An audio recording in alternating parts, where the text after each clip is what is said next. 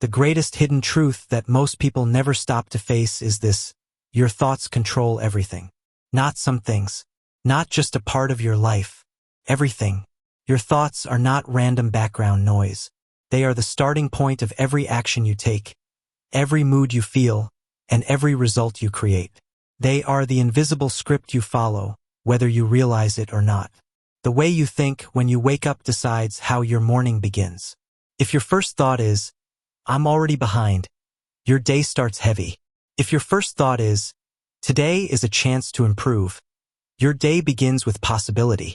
The way you think when stress shows up decides whether you break down or push forward. The way you think about yourself decides how far you'll allow yourself to grow. And yet, most people spend their entire lives blaming everything but their thoughts. They blame their boss, their partner, the government, their luck, their childhood, even strangers. But rarely do they stop to look at the thoughts running through their own mind, the silent voice that has been shaping their life all along. This is the truth. If your thoughts keep telling you you're not ready, you'll hold back. If your thoughts tell you you can figure things out, you'll take action. That's how direct the connection is. Thoughts, mood, action, result, life. This audiobook is your turning point. It will pull back the curtain on the truth that has been guiding your life in silence. Change your thoughts today and you change your future tomorrow. Sit down alone for a moment. No noise, no distraction. Just you and your mind. What do you notice? The thoughts that float into your head are not harmless. They are not background whispers you can ignore. They are powerful. They are mood shapers. If you wake up and let your first thought be frustration, then frustration becomes your filter. If you wake up and let your first thought be worry, then worry takes the wheel. But if you wake up and choose a thought of calm, gratitude, or purpose, that single choice shifts the entire tone of your day. The hidden truth is that nothing influences your emotions more than the thoughts you allow to stay.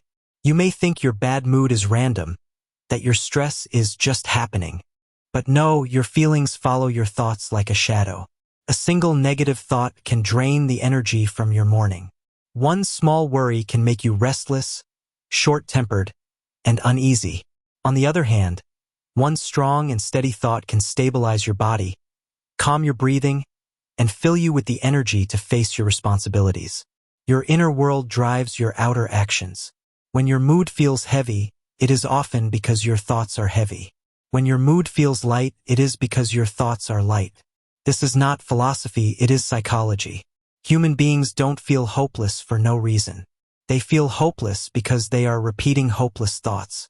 They don't feel confident by accident. They feel confident because they are repeating confident thoughts. Your mood is not random. It is a mirror reflecting your thinking. Here's the problem. Most people never pause to notice their thoughts. They let every passing idea set up camp inside their head. They let negative thoughts whisper on repeat.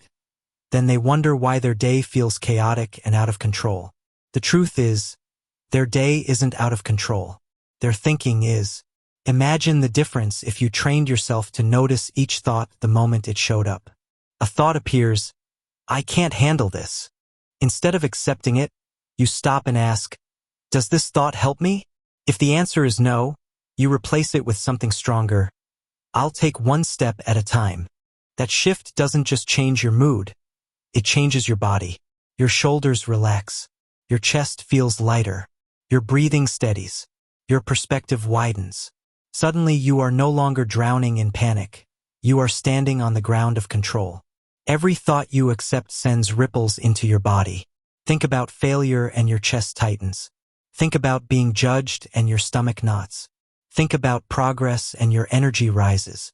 Thoughts don't just live in your head. They live in your body, and through your body they shape your mood, your behavior, and your results. Too many people underestimate the power of thought. They shrug and say, "It's just a thought." But no, there is no such thing as just a thought. A thought is the seed of your mood, and your mood is the fuel of your action. Once you accept a thought, you hand it the keys to your day. Think of 2 mornings. On one morning, you wake up humming. You greet people warmly. You handle small problems with calm. Your thoughts were light and hopeful. On another morning, you wake up irritated. You avoid people. You snap at small issues. You carry tension. Your thoughts were heavy and resentful. The same person, the same life. The only difference? The quality of the thoughts. Practice noticing. If you want to build resilience, you must practice noticing. When a negative thought shows up, don't treat it as permanent. It is a visitor. You can let it stay or you can show it the door. If you keep it, your mood bends toward negativity. If you replace it, your mood bends toward strength. That is why some people handle stress better than others. It's not because they're lucky. It's not because they were born with a special gene. It's because they trained themselves to notice thoughts before those thoughts became moods. The discipline is simple. Notice the thought, question it, and choose. If it strengthens you, keep it. If it weakens you, replace it. This takes practice, but every successful attempt builds momentum. Each time you replace a weak thought with a strong one, your mood lifts. Each time your mood lifts, your actions improve. Each time your actions improve, your life improves. Notice how your treatment of people changes with your mood. When you're low, you're impatient, distracted, cold. When you're steady, you're kind, generous, focused. Which version of you gets better results? Which version of you builds better relationships, better opportunities, better outcomes? The answer is obvious, and it all begins with the thoughts you allow. The human brain loves repetition. Whatever you think about most often becomes easier to think about again. That's why worriers always find something new to worry about. That's why confident people keep finding new ways to grow. Your thoughts don't just shape single moods. They shape repeated patterns. And repeated patterns shape your identity. If you want to break the cycle, you must break the repetition. Each time you replace a weak thought with a strong one, you carve a new path. Over time, that path becomes easier to walk than the old one. You are literally rewiring your brain. This is not theory. This is neuroscience. Most people spend years trying to change their circumstances without realizing the true root cause. They want a better job, better relationships, better health. But they never address the thoughts that drive their moods and their actions. So they sabotage themselves. They step into new jobs carrying old doubts. They step into new relationships carrying old fears. They start fresh, but their thoughts are stale, and stale thoughts create stale results. Change your thoughts and you change your mood. Change your mood and you change your actions. Change your actions and you change your life. If you want a better tomorrow, start by noticing the thoughts you accept today. Be honest. Admit that you sometimes allow thoughts that weaken you. Everyone does. But the difference between people who grow and people who stay stuck is this. The ones who grow stop ignoring the power of thought. They notice. They guide. They replace. They treat their mind like a garden. They decide what grows. And because they do, their mood stabilizes, their resilience rises, and their life changes. This is the beginning. This is the hidden truth. Your thoughts are steering everything. Your energy, your attitude, your decisions, your relationships, your future. If you ignore this, you will live as a victim of random moods.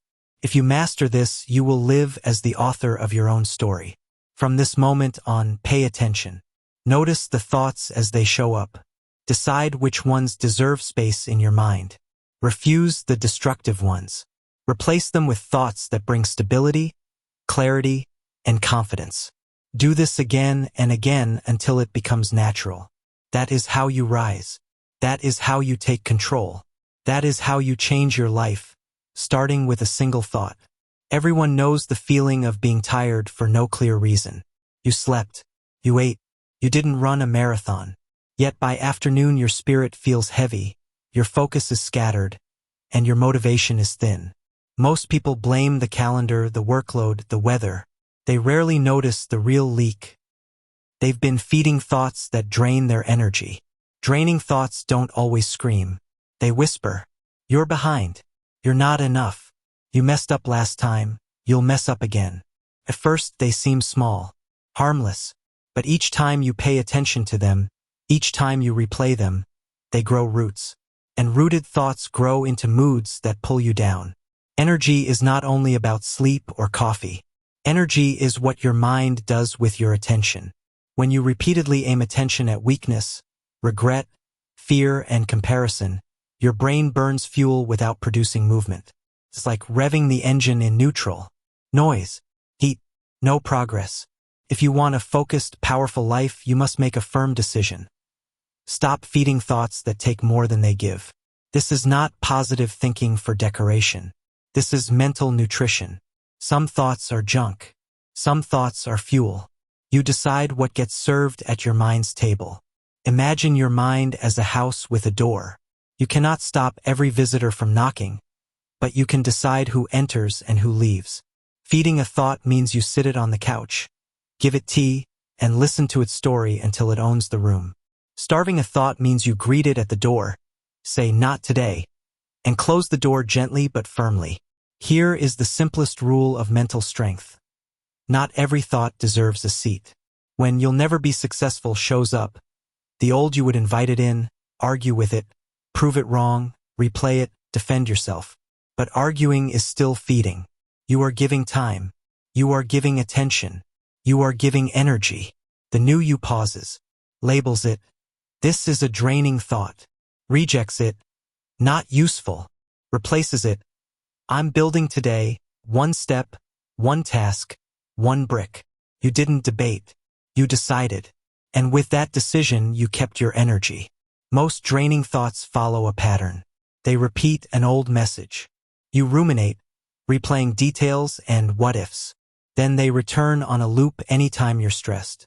To break the loop, run a new 3R. Recognize, name it out loud or on paper. I'm running the "I'm behind" track. Refuse, close the door. This track doesn't serve my goals. Redirect, put your focus where momentum lives. What is the next tiny action that moves me forward? Recognition steals the thought's disguise. Refusal cuts the cord of attention. Redirection sends energy to something that compounds. Your attention pays for your future. Every minute you spend worrying is a minute you did not spend building. Every hour spent replaying what went wrong is an hour you did not spend making something right. Stop funding your own exhaustion. Ask this constant question: is this thought an investment or an expense? If it gives clarity, courage, or a concrete next step, it's an investment. If it gives anxiety, shame, or paralysis, it's an expense. You do not need a spreadsheet to balance this budget. You need honesty and a decision. I only invest. Micro exits from mental traps. Draining thoughts love big scenes and long speeches. Don't give them either. Practice micro exits. Fast, repeatable moves that break the spell in seconds. Name and move. Worry speaking. Then stand, stretch, drink water, reset posture, return to task. 5-breath reset. Inhale slowly for 5, exhale for 5, repeat 5 times. While breathing, repeat, release on the exhale. 1-minute action. Set a 60-second timer and do one tiny task related to your goal. Rename the file, outline the first bullet, send the ping. Action erases inertia. Window shift. Look far into the distance for 20 to 30 seconds. This shifts visual focus and calms the stress response, clearing cognitive noise. Language flip. Change, "I have to" into "I get to." Change, "I'm behind" into "I'm in motion." Tiny phrasing, big physiology. Each micro-exit is a door out of the maze. Use 1. Use 3. Stack them as needed. Your brain learns fast what you repeat. You don't need perfect sentences to regain control. You need repeatable lines that point your mind forward. Create energy scripts, short phrases you can deploy under pressure. Examples: 1 step is progress. Build, don't brood. Next best move. Effort over ego. Start before you feel ready. I honor my energy by using it. Pick 3 that resonate. Write them where your eyes land. Lock screen, mirror, desk, dashboard. Repetition isn't cheesy, it's how neurons wire. Think of attention like a flashlight in a dark room. Point it at clutter, fear, comparison, regret, and the clutter expands in your perception. Point it at the next brick, call, draft, email, rep, step, and progress expands. Your life follows the beam. Cognitive load is real. Your mind can't carry 10 problems with grace. It can carry the next action with power. So reduce the load. Convert stories into steps. Story: I'm so behind. Step: schedule 25 minutes for task A. Story: people will judge me. Step: ship the draft to one trusted friend for feedback. Story: I always fail at this. Step: do 5 minutes today. Put an X on the calendar. Steps create traction. Traction creates mood. Mood creates momentum. Momentum creates results. The 90/9/90 protocol. Try this for the next 90 days. First 90 minutes after waking, 0 drainers. No doom scroll, no inbox rabbit holes. Choose 9 words as your day's mental headline. Calm focus. 1 brick. Repeat: I am building. Protect 90 seconds before key decisions. Breathe. Name your intention. Then act. This protocol doesn't demand perfection. It creates protected pockets where energy compounds. Guard these pockets and your whole day shifts. Regret loops. Regret tries to turn yesterday into today's prison. Antidote: note the lesson, pay the tax, move the day. Write 1 sentence. Next time I will underserve. Then act on it within 24 hours. The brain closes loops when it sees forward motion. Comparison traps. Comparison steals joy and floods you with fake deadlines. Antidote: measure against yesterday's you. Track inputs you control, focus blocks, reps, drafts, over outputs you can't, likes, luck, algorithms. Progress is a private metric. Catastrophe theater: the mind writes worst-case scripts and demands you rehearse them. Antidote: binary check. Ask: can I influence this in the next 10 minutes? If yes, take the smallest influence step. If no, park it on a Review Friday list. Influence or park, no middle. Your body listens to the verbs in your head. Replace the vocabulary of drain with the vocabulary of direction. From what if I fail? To what will I learn? From this is too much. To break it small. From I'm overwhelmed. To one clear priority now. From I can't. To I'm training. From I'm stuck. To I'm switching strategies. Words are tools. Use the right ones and your nervous system cooperates. For 1 week, carry a small card or notes app. Every 2 hours, log. What thought have I been feeding? What did it do to my energy? Tag each entry. Fuel or leak. At week's end, circle the top 3 leak phrases. Write a deliberate replacement line for each. Tape the 3 replacement lines where you will see them before you act. Next week, enforce the swap. You are not guessing anymore, you are engineering. Discipline does not arrive as a mood. It arrives as a decision repeated until it becomes reflex. The first time you refuse a draining thought, you'll feel a spark of freedom. The second time, you'll feel stronger. The third time, it will be easier. By the 30th time, you won't even notice, you'll just be moving. That's muscle memory. That's identity level change. You are becoming a person who protects energy instead of bleeding it. We absorb states from people. Stand near chronic complainers and your mind begins collecting reasons to quit. Stand near builders and your mind starts searching for options. Audit your inputs. Curate your proximity. If you can't change the room, change the ratio. Feed your mind more models of courage than channels of panic. Follow accounts that teach. Read pages that clarify. Call friends who move. Your future self is listening. When you feel the slide, 3 words. Choose 3, calm, certain, constructive. Repeat them for 30 seconds while breathing slowly. 3 wins. Name 3 small wins from the last 48 hours. Real, specific, yours. 3 minutes. Do a 3-minute sprint on a single task. No tabs, no toggles, just 1 brick. In under 7 minutes, you've shifted biochemistry, memory, and momentum. You don't need permission to shift your mind. You need proof that your actions still matter. Proof comes from doing the thing, however small, before you feel ready. Once you act, your brain updates the story. We are the type who moves. That story is energy. That energy becomes habit. That habit becomes identity. Permission asks the world, is it okay if I try? Proof tells the world, I already started. Stopping the feed of draining thoughts is not about pretending life is easy. It's about refusing to donate your limited energy to ideas that do not pay you back. It's not denial. It's discernment. You will still feel fear. You will still meet failure. You will still hear the whispers. You're late. You're less. You're lost. But now you have a door policy. You recognize. You refuse. You redirect. You protect your attention like it's oxygen, because it is. When you live this way, people will notice before you do. They'll see it in your posture, your tone, your pace of execution. You will feel lighter, not because life grew simple, but because you stopped carrying what was never yours to carry. The weight of thoughts you don't need. Energy is precious. With it, you build, learn, love, and lead. Without it, you procrastinate, spiral, and stall. So make the decision now. I will no longer feed thoughts that weaken me. I will invest attention where momentum grows. I will starve the whispers and nourish the work. Do this for 7 days and you will feel it. Do this for 7 weeks and others will see it. Do this for 7 months and your life will not look the same. Doubt is sneaky. It doesn't just show up once and leave. It circles back.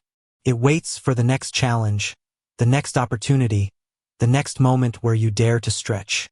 It arrives disguised in different sentences but with the same poisonous core. You're not ready. You're not capable. You don't deserve this. And because your mind has practiced these lines before, they arrive with force. Familiarity makes them feel true even when they're lies. That's the danger. A thought you've entertained 10 times feels more believable than a thought you've only considered once. If you don't interrupt the cycle, you begin to live as if doubt is fact instead of habit. You shrink. You pull back when you should step forward. You silence yourself when you should speak. You stop before the breakthrough CONV. Convincing yourself that hesitation is wisdom. But it's not wisdom. It's doubt recycling itself. The key is awareness, not after the fact, not tomorrow morning, but right in the moment when doubt repeats. Before the meeting, before the call, before the leap, you must become a listener of your own mind. Slow down enough to hear what you're saying to yourself. Doubt thrives in distraction. People move too fast to notice what they're rehearsing. They hear the inner voice saying, "You'll mess this up," but they don't pause to label it. They let it slide by and obey without question. Awareness is power. The second you notice the line, "I'll probably fail," you strip it of invisibility. What you can see, you can stop. Once you catch the doubt, challenge it. Ask, is this thought based on evidence? Or is it just an echo of old fear? Do I actually know this will go wrong? Or am I repeating a past story? 9 times out of 10, there is no proof. The doubt is a broken record replaying tracks from your past. Moments when you failed, when someone criticized you, when you felt small. But the past is not the present. And the fact that the record plays again does not mean you have to keep listening. Stop the track. Switch the music. There's a psychological law at play. Repetition builds belief. If you say to yourself, "I can't handle this," enough times, your brain will file it as truth. But repetition works both ways. If you deliberately replace doubt with stronger lines and rehearse those, your brain will file those as truth instead. That is how you reprogram the cycle. Athletes know this instinctively. Before they perform, doubt always whispers, "You'll choke. You're not ready." The ones who lose feed it. The ones who win replace it with, "I've trained. I'm prepared. I know what to do." Their body then responds with confidence. The same rule applies to you. The moment the doubt repeats, your response decides whether your body collapses or rises. Many people hope their doubts will simply fade away as they get older, smarter, or more experienced. But doubts don't retire. They recycle. They reappear when you step into a new level. You can't afford to be passive. If you wait for doubt to vanish on its own, you'll wait your whole life. The only strategy that works is interception. Notice it, challenge it, replace it, again and again until your brain learns a new rhythm. Here's a practical exercise. Keep a doubt journal. For a week, write down every doubt that appears. You'll be shocked at how repetitive they are. Your mind isn't that creative, it's recycling the same few themes. Maybe for you it's always about ability. I'm not smart enough. Or maybe it's about worth. Who am I to do this? Or maybe it's about the future. Nothing will ever change. Once you see the pattern, you stop treating doubt like a serious prophet. You recognize it for what it is, a lazy habit repeating itself. And when you see it as lazy, you stop bowing to it. When you catch doubt, you create space, a small gap between the thought and your response. Without that space, you react automatically. The thought says, "You'll fail," and you freeze. With space, you have a choice. You can say, "This thought does not define me. I will not obey it." That single second of separation is freedom. That single second is the birthplace of courage. Understand this clearly. Doubt doesn't show up to inform you. It shows up to stop you. Its only purpose is to hold you back. It dresses itself up as logic, safety, humility, but its true job is sabotage. If you treat doubt like truth, it wins. If you catch it and refuse it, you win. And when you win often enough, your entire identity shifts. You stop seeing yourself as someone who hesitates. You start seeing yourself as someone who moves forward despite fear. Nothing weakens doubt more than action. If the thought says, "You can't handle public speaking," and you get up and speak anyway, you generate proof. That proof is undeniable. Next time doubt tries the same line, you have evidence to counter it. Every act of courage becomes ammunition. Every step forward becomes a receipt you can show your brain. "Look, we already did this." Over time, those receipts stack up into confidence. You already know how draining repeated doubts are. They hum in the background all day, chewing up mental energy. You feel tired not because you worked hard, but because you rehearsed defeat 100 times in your head. Catching doubt and shutting it down is not only about courage, it's about conserving energy. When you silence that background noise, you free up fuel for creativity, for problem solving, for connection with people.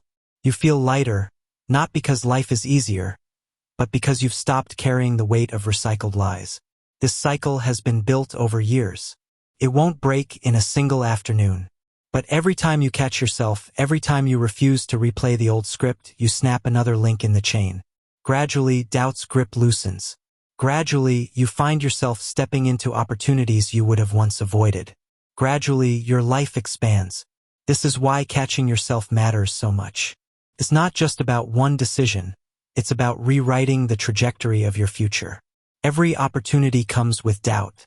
Every leap, every step forward, every risk will bring the voice back. That's normal. But here is your new truth. You don't need to kill doubt. You just need to catch it. You don't need to believe it less. You need to obey it less. You don't need to wait for confidence. You need to move first and let confidence follow. The difference between those who grow and those who stay stuck is not that one group never doubts. It's that one group catches doubt in the act and refuses to give it power. The next time your mind whispers the old lines, pause, recognize it, label it, refuse it, replace it, act anyway. Do this once and you feel a spark. Do it twice and you feel strong. Do it 10 times and you begin to feel unstoppable. That's how you break the cycle. That's how you set yourself free. There's a quiet voice most people know too well. It doesn't scream. It doesn't threaten. It whispers. Don't try that. Don't stand out. Don't reach too high. At first, this voice feels protective, even reasonable. It tells you it's only keeping you safe, keeping you from embarrassment, keeping you from failure. But the truth is darker. This voice is the reason so many people live half-lives. Convinces you that playing small is smart when in reality, playing small is a slow death of your potential. Every person has these thoughts. They're not random, they're echoes of the past. They come from criticism you've heard, from failures you've experienced, from comparisons you've made. They are old scars disguised as present wisdom. And if you don't challenge them, they'll run your life. The voice that says, "Stay where you are," is not guiding you to safety. It's guiding you to stagnation. Comfort is a silent killer of dreams. In comfort, nothing grows. In comfort, opportunities pass by. In comfort, Life slowly shrinks until you wake up one day realizing you've been living in a cage built from your own thoughts. Comfort is not peace, it's paralysis. And thoughts that tell you to stay small are the locks on the cage. When your mind says, "This is too big for you," pause and ask, why? Where is the proof? Can your mind actually present evidence? Or is it recycling fear? 99% of the time, you'll find no real evidence. It's just memory and fear dressed as logic. Seeing this clearly breaks the spell. You realize the thought is not truth. It's an illusion you've been obedient to. And illusions lose their power the moment you call them out. You cannot negotiate with thoughts that keep you small. You cannot wait for them to disappear. You must act against them. When the thought says, "Don't speak up, you might embarrass yourself," you speak anyway. When the thought says, "Don't try, you'll fail," you try anyway. Every time you act against a small thought, you weaken it. Every time you prove it wrong through action, your confidence grows. This is how you replace the habit of shrinking with the habit of expanding. If you keep believing the whispers, you'll live a life much smaller than the one you're capable of. You'll stop reaching, stop trying, stop risking. You'll settle. And the tragedy is that you won't even fail, you'll just never try. One day, you'll look back and realize the opportunities you lost were not taken by others. They were stolen by the small thoughts you obeyed. Not because you weren't capable, but because you believed the lie that you weren't. That is a tragedy you must not allow. Understand this. Every step of growth comes with discomfort. Discomfort is not danger. It's proof. Proof that you're stretching. Proof that you're moving. Proof that you're alive. The thoughts that tell you to stay small are simply trying to keep you in the warm blanket of comfort. But comfort is not where your future lives. Comfort is where dreams suffocate. When you feel discomfort, don't pull back. Tell yourself, "This feeling is proof I'm on the right path." Let discomfort become your signal that growth is happening. Look at the people who live boldly, who achieve extraordinary things. Do you think they never heard small thoughts? Of course they did. The difference is that they refused to bow to them. They asked better questions. Why not me? Why not now? They didn't wait for permission. They didn't wait for fear to vanish. They acted. And the courage of acting, not the absence of fear, is what made them great. Your mind often uses the same phrases to shrink you. Recognize them and prepare responses. When the thought says, "This is too big for you," answer, "I'll grow into it." When the thought says, "Others are better," answer, "I can learn." When the thought says, "You'll fail," answer, "I'll try, and if I fail, I'll improve." This practice trains your mind to push back instead of surrender. It's not just about you. When you hold back, everyone around you gets less of what you could have given. Your family, your friends, your community, all miss out on the stronger version of you. Staying small is not only self-betrayal. It's a disservice to the people who depend on your courage. Your thoughts don't live in isolation. They are amplified by the people around you. If you surround yourself with those who think small, their voices will echo your doubts. But if you spend time with those who think big, their courage will rub off on you. Choose wisely. Protect your environment the way you protect your health.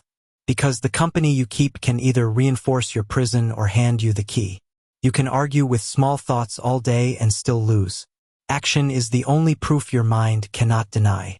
If the thought says, "You can't handle this," but you step forward and handle it anyway, you've built evidence that will weaken the thought next time. Every action against small thinking is another brick laid in the foundation of confidence. Here's the truth. If you keep obeying small thoughts, your future will look exactly like your present. No bigger, no brighter, just recycled days stacked into years. But if you start challenging them now, today, your future will transform. You will look back and see growth where there could have been stagnation, courage where there could have been regret. The stakes are nothing less than the size of your life. From now on, see yourself not as a prisoner of small thoughts, but as a challenger. Someone who hears the whispers and answers with action. Someone who knows that the voice of fear is not a stop sign. It's an invitation to grow. Every time you challenge those thoughts, you expand the size of your life. You rewrite your story. You step into the larger version of yourself. The version capable of creating, leading, and living with strength. Your life will always expand or shrink to the size of your thoughts. If they're small, your life will be small.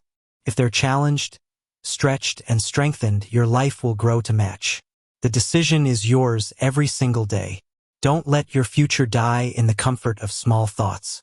Stand up, challenge them, live larger. The way you think about yourself is the foundation of how you act. Before you ever take a step, make a call, or face a challenge, your thoughts are already deciding whether you'll move with confidence or collapse under hesitation. Most people assume capability comes only from skills, experience, or credentials. They believe once they achieve enough, then they'll feel capable. But this is backward. Skills matter. Experience matters. Yet none of them can be used fully if your thinking is against you. The truth is, before you can perform well, you must think well. Capability begins as a choice in thought. If you think, I can handle this, you unlock strength you didn't know you had. If you think, I can't do this, you shut down skills you already had. That's how powerful the mind's filter is. Think back to a time when you doubted yourself. You had the skills, you had the opportunity, but you couldn't deliver. Why? Because you allowed thoughts of weakness to run unchecked. The problem wasn't your ability. It was your permission slip. You refused yourself access to your own strength. Now remember a time you told yourself, I can figure this out. Suddenly, you performed better. Your body responded, your mind focused, your courage rose. The difference wasn't talent. It was thought selection. Weak thoughts shut the door. Strong thoughts open it. Your mind does not automatically choose empowering thoughts. Left on autopilot, it drifts toward fear, doubt, and comparison. That's why practice is essential. Just like a muscle grows with repeated training, your mind grows with repeated choosing. Each time you catch yourself thinking, I can't, and replace it with I will try, you strengthen your capability muscle. Each time you shift from this is too much to I'll take it one step at a time, you prove to yourself that you can choose thoughts that fuel you instead of drain you. First, it feels forced. Later, it feels natural. Eventually, it becomes automatic. When you choose thoughts that make you capable, your body reacts. You breathe deeper. Your shoulders pull back. Your heart rate steadies. You step into tasks with more certainty. Your emotions follow too. You feel calmer, clearer, more prepared. That's not magic. It's psychology. Thoughts first. Feelings second. Actions third. If you want capable actions, start with capable thoughts. Don't expect overnight transformation. Old patterns will return. You'll still hear, you'll mess this up, or you're not ready. That's fine. This is where practice matters most. Instead of obeying, you swap the line. You tell yourself, I've prepared. I'll learn as I go. Or, I've succeeded before, I can again. Over time, the new pattern overtakes the old. You don't need a massive stage to practice capable thinking. Every day gives you dozens of small moments. When you wake up, instead of thinking, this will be a hard day, think, I can handle what comes today. When facing a task, instead of, I'll probably fail, think, I'll give my best effort. When meeting someone new, instead of, I'm not good enough, think, I have value to share. Small choices compound into identity. You may wonder, does it matter what I think if reality is still tough? Yes, because your thoughts influence how you face that reality. Two people face the same challenge. One thinks, I'll never figure this out, and quits early. The other thinks, I'll figure it out, and keeps searching. The same reality, two different outcomes. The difference is not the challenge, it's the thought. Listen carefully to the words you use in your head. Do they sound like, I can't, I won't, I'm not? That's the language of weakness. If you want to feel capable, replace it with, I can, I will, I am learning. Language builds identity. Identity directs action. Being capable doesn't mean flawless. It doesn't mean never failing. It means trusting that no matter what happens, you can adapt, grow, and improve. It means seeing mistakes not as proof of weakness but as proof of effort. A capable mindset doesn't avoid difficulty, it embraces it as training. Think back to any success you've had, big or small. Behind it was a moment where you chose to believe in your ability.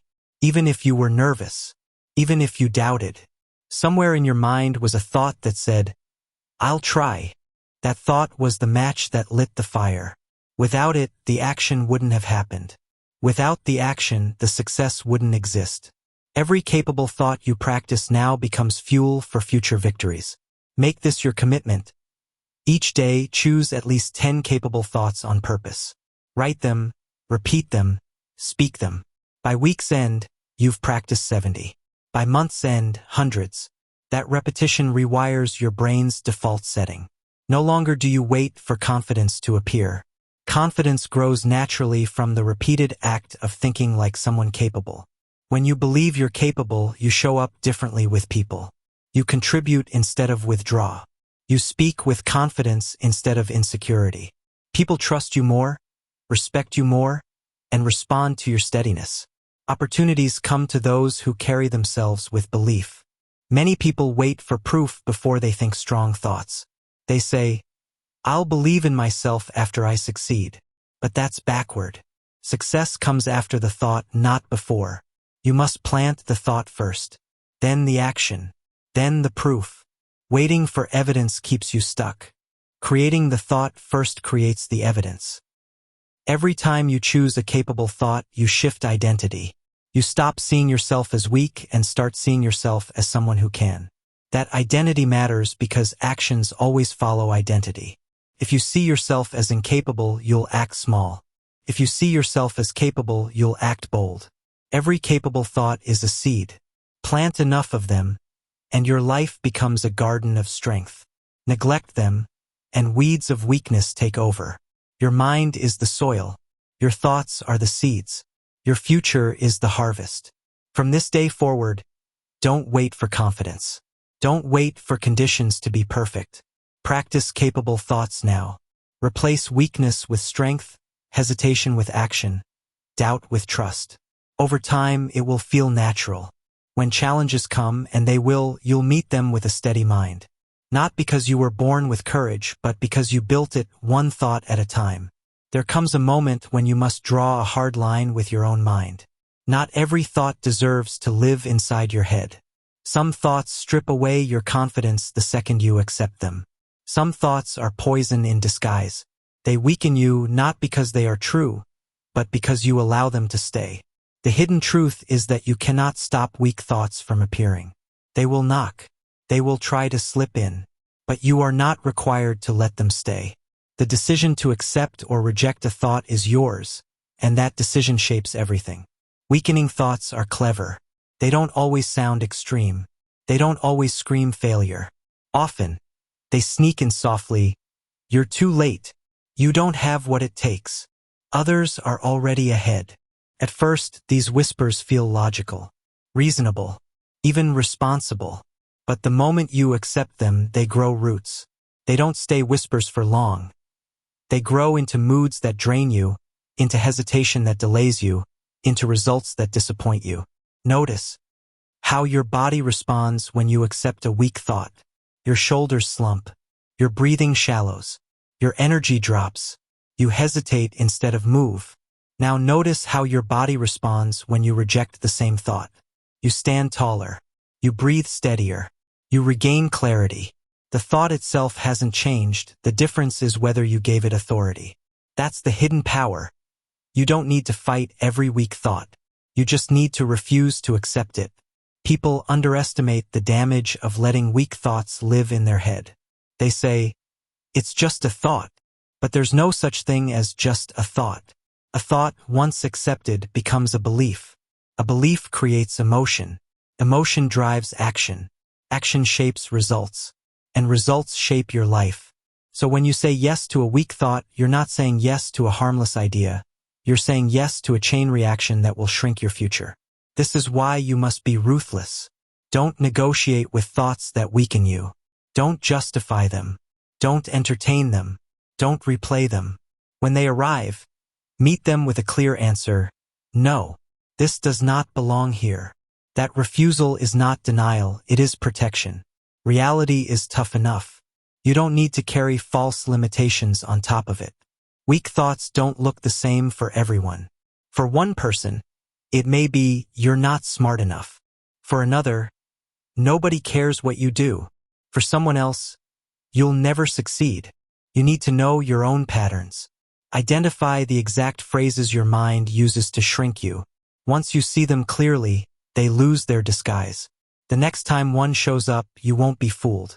You'll recognize it instantly, and recognition is the first step to refusal. Think of your mind as your home. You wouldn't let strangers who mean you harm stroll through your living room. You would check the door. You would decide who stays and who leaves. Your thoughts are visitors. You are the guard. If you let every thought walk in freely, chaos will take over your inner world. But if you stand guard, if you decide who enters, your inner space remains strong, clean, and secure. First, you'll miss some. You'll realize hours later that you've been replaying a weak thought all day. That's okay. Catch it then. Refuse it then. Replace it then. The next time, you'll catch it sooner. Eventually, you'll recognize it the very moment it appears. That's when you know you've built true mental strength. You no longer live at the mercy of every weak idea. You live with the power to choose. Refusal alone isn't enough. Empty space in your mind doesn't stay empty for long. Once you reject a weak thought, you must plant a stronger one in its place. If the thought says, "I'm not capable," replace it with, "I am learning and improving." If the thought says, "I don't deserve success," replace it with, "I'm working to earn success." If the thought says, "I will fail," replace it with, "I will give my best effort." The refusal clears the poison. The replacement plants the seed of growth. Every refusal shapes your identity. Each time you reject weakness and choose strength, you stop seeing yourself as someone controlled by doubt. You start seeing yourself as someone who chooses resilience. Identity matters because actions always follow identity. If you see yourself as weak, you will act small. If you see yourself as strong, you will act bold. The practice of refusal is not just a defense mechanism. It is how you build the identity of a stronger you. Ask yourself honestly, how much of my life has been held back because I accepted thoughts that weakened me? How many chances did you pass on? How many relationships did you avoid? How many goals did you abandon? If the answer is too many, then today is the day you stop. You cannot change the past, but you can refuse weakness now. And that one decision will begin reshaping your future. Every person who has achieved something meaningful has faced weak thoughts. The difference is that they refused to let those thoughts run their life. They trained themselves to guard the door, to challenge the lies, to choose strength instead. That power is not reserved for them. It's available to you too. From this moment on, make refusal your discipline. Refuse to let any thought that says, "You are less," stay in your mind. Refuse to let any thought that convinces you to quit make the final decision. Refuse to let your potential shrink under mental lies. Your mind will always produce a mix of thoughts. Some will strengthen you. Some will weaken you. You can't control which ones show up, but you can always control which ones stay. That control is your responsibility, and it is your power. Every time you refuse weakness, you rise. Every time you replace poison with strength, you grow. Every time you guard the door of your mind, you reclaim more of your life. Refuse weak thoughts, and you will live with more confidence, more energy, and more freedom than you ever imagined. Weak thoughts will never stop showing up. Doubts, fears, comparisons.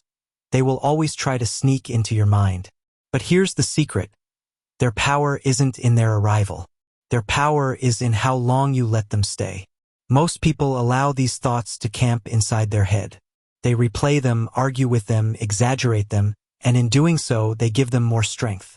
But strong people, disciplined people, people who grow, they do something different. They replace weak thoughts immediately. The longer a thought stays, the deeper it digs. Think of it like a drop of ink in water. If you remove it quickly, the water clears. But if you leave it, it spreads until everything is tinted. Your mind works the same way. A single weak thought caught early is easy to replace. A weak thought left unchecked becomes a mood, and a mood becomes a day, and a day becomes a pattern. That is why speed matters. Immediate replacement is protection. Here is the rule. Weak thought arrives. Label it, "This is weakening me." Replace it instantly with a stronger thought. No delay. No argument. No debate. Just substitution. Example, thought, "I'll never figure this out." Replace, "I'll figure it out step by step." Thought, "I'm behind everyone else." Replace, "I'm moving at my own pace and I'm building." Thought, "I'm not enough." Replace, "I'm growing every day and that's enough for now." Immediate replacement stops the infection before it spreads. At first, replacing thoughts feels forced. You'll hear the weak thought, and replacing it will feel awkward, almost fake. But repetition rewires the brain. The more you practice, the faster and more natural it becomes. One day, you'll notice that you don't even think twice. The weak thought will appear, and your mind will automatically serve a stronger one in its place. That's when you know the habit is alive. Don't wait until you're overwhelmed to come up with new thoughts. Prepare in advance. Write down 10 to 15 strong, empowering replacements you can use instantly when weakness shows up. Examples, "I can handle this." "One step forward is progress." "I've overcome before, I will again." "Effort beats doubt." "I am training my mind to be stronger." When the weak thought shows up, pull from your library and swap. Preparation is half the battle. Thought replacement isn't just mental, it's physical. When you replace a weak thought with a strong one, lock it in with your body. Straighten your posture. Take a deep breath. Nod your head. Move with intention. Your body anchors the new thought. It signals to your brain, "This is real. This is the new direction." Over time, this link between thought and body makes the replacement even more powerful. Suppression doesn't work. If you try to simply push a thought away without replacing it, it often comes back louder. The mind doesn't like empty space. That's why replacement works better. You're not pushing the weak thought into the dark. You're crowding it out with something stronger. You're not leaving your mind empty. You're filling it with direction. You don't need dramatic affirmations to change your life. Even small shifts create massive change over time. From "I can't," "I'll try." From "This is impossible," "This is a challenge, and I grow through challenges." From "I failed," "I learned something valuable." Each replacement is a brick. Day after day, those bricks build a new identity. Think about how many thoughts you have in a day. Thousands. Even if only 10% are weak, that's hundreds of chances to shrink. But if you replace even half of those with stronger ones, the compound effect is enormous. A single replacement might not change your life, but repeated replacements will change the way you feel, the way you act, and the results you create. Look at anyone who is resilient. They still face setbacks, criticism, failure. The difference is in their response. Where most people spiral, they replace. Where most people collapse, they redirect. That's why they keep moving forward while others get stuck. The gap between resilience and defeat isn't talent. It's the speed and strength of thought replacement. Here's a practical challenge. For the next 7 days, catch and replace at least 20 weak thoughts each day. Write them down. Track them. By the end of the week, you'll have replaced over 100 weak thoughts with stronger ones. Do that for a month and you will feel lighter, sharper, more focused. Not because life got easier, but because you stopped feeding the voice that weakens you. This is who you are now. Someone who doesn't let weakness linger. Someone who refuses to live under the weight of negative thoughts. Someone who replaces weakness with strength. Immediately, consistently, relentlessly. And because you do this, your life will keep expanding. Your confidence will grow. Your results will multiply. Not because you never face weakness, but because you always rise above it. Every action you take, every single one, starts with a thought. Before you move, before you speak, before you make a decision, a silent voice in your head plants the seed. That seed directs the behavior, and the behavior creates the result. This is the invisible link most people never notice. They believe their actions are random or worse, controlled by circumstances outside their control. But the truth is simpler and far more powerful. Your thoughts decide your actions. Think about the last time you procrastinated. You told yourself you'd get it done later. You convinced yourself you weren't ready yet. The task didn't stop you, your thought about the task stopped you. The thought, this is too hard. The action, avoidance. The result, delay and frustration. Now compare that to a time when you followed through. The thought, I'll just start. The action, progress. The result, momentum. Same situation, same task. The only difference? The thought you accepted at the beginning. Here's the dangerous part. Most people are not aware of this connection. They live on autopilot, letting old thought patterns run the show. Someone who always thinks, I'm too busy, will constantly act rushed, stressed, and sloppy. Someone who thinks, I'll make time for what matters, will act calm, focused, and productive. Two different lives, two different outcomes, all decided in the space of thought. If you want to change your actions, don't just look at what you're doing. Trace it back to what you were thinking. Every habit has a root thought. Every mistake has a root thought. Every success has a root thought. For example, a person who overeats might trace it back to, food makes me feel better. A person who avoids speaking up might trace it back to, my voice doesn't matter. A person who keeps building wealth might trace it back to, I can grow step by step. When you find the root thought, you uncover the hidden driver behind your behavior. Imagine catching the thought before the action happens. You're about to skip the gym, and the thought shows up, I'm too tired. If you don't notice it, you obey it. You stay home. But if you catch it, you have a choice. You can challenge it, replace it, and take a different action. That's where power lives, in the space between thought and action. Without noticing, you're a puppet. With noticing, you're the master. Don't underestimate small thoughts. A simple shift from, I can't to, I'll try changes everything. That one thought changes your energy, and the new energy changes your action. Think about it. I'll fail anyway. You don't try. I'll learn something by trying. You take the chance. One leads to stagnation. The other leads to growth. A tiny thought opened or closed the entire path. Thoughts, actions, habits, identity. Here's the chain. Thoughts create actions. Actions repeated create habits. Habits shape identity. Identity shapes destiny. If you think, I'm lazy, you'll act lazy. Acting lazy often turns into a habit. That habit reinforces the identity of laziness. Over time, it becomes who you believe you are. But if you think, I'm disciplined, you'll take disciplined actions. Those actions form habits of consistency. The habits reinforce the identity of discipline. Over time, that identity becomes your destiny. This is why everything starts in the mind. Thoughts are not harmless, they are the architects of identity. Thoughts don't just shape actions. They shape the emotional energy behind those actions. This is pointless. Action, quit.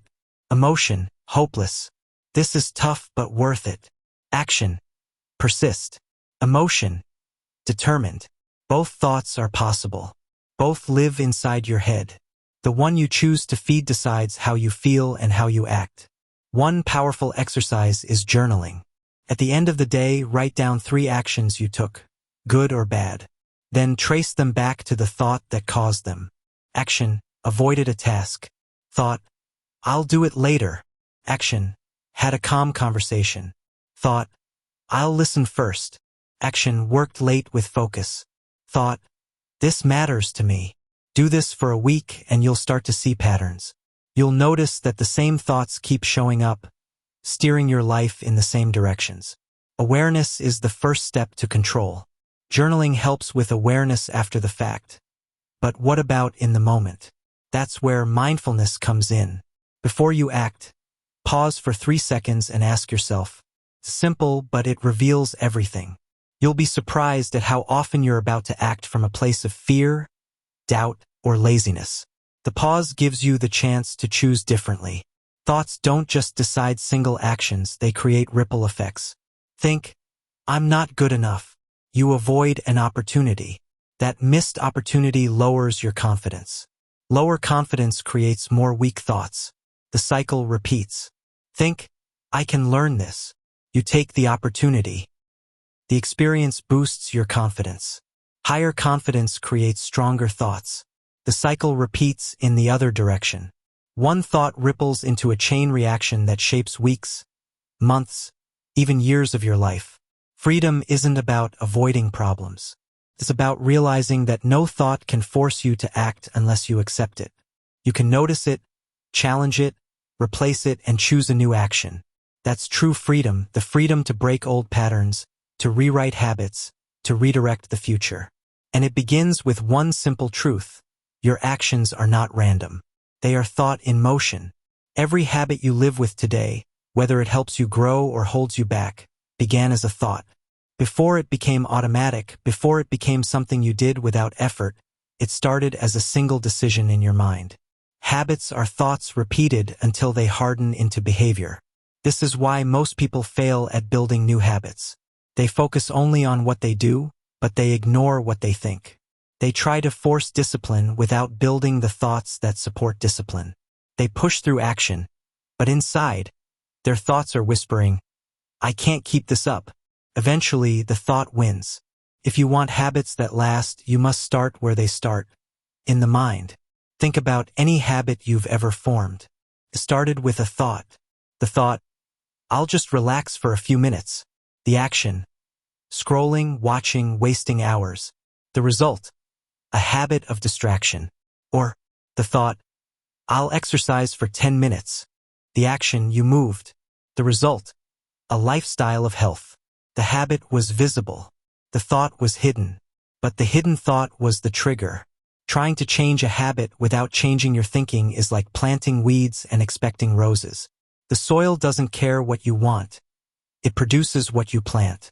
If the thought is weak, the habit will collapse. If the thought is strong, the habit will thrive. That's why you can't just say, I'll try harder. You have to say, I'll think stronger. Better habits start with better thoughts. Instead of, I'm not a morning person, I'm training myself to start strong.